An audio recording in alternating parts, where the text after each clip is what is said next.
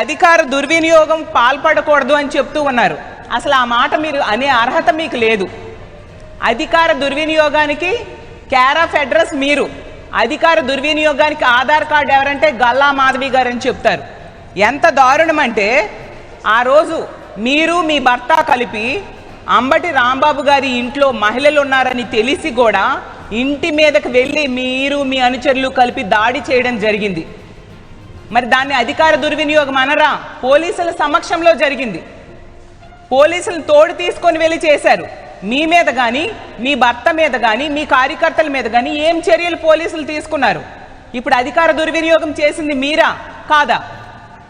మీరే ప్రెస్ మీట్లో గల్లా మాధవి గారే చెప్పడం జరిగింది, నాకు పోలీసులు ఎటువంటి విచారణ చేయలేదు అనేసి.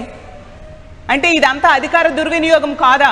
మీరు అంత దారుణంగా ప్రజాస్వామ్య దేశంలో ఉండి కూడా పోలీసు వ్యవస్థని చేతుల్లోకి తీసుకొని అధికారాన్ని చేతుల్లోకి తీసుకొని ఆ రోజు అంబటి రాంబాబు గారి ఇంటి మీద దాడి చేసినా మీ మీద కానీ మీ భర్త మీద కానీ మీ కార్యకర్తల మీద ఎటువంటి చర్యలు పోలీసులు తీసుకోలేదు. కాబట్టి ఈరోజు మీ కార్యకర్తలు ఒక మహిళని ఇంత దారుణంగా రోడ్డు మీద వివస్త్రం చేసి దాడి చేయడం జరిగింది. నిజంగా మీరు చేసిన పనికి సభ్య సమాజం ఈరోజు సిగ్గుపడుతూ ఉంది గల్లా మాధవి గారు అని తెలియజేస్తూ ఉన్నాను.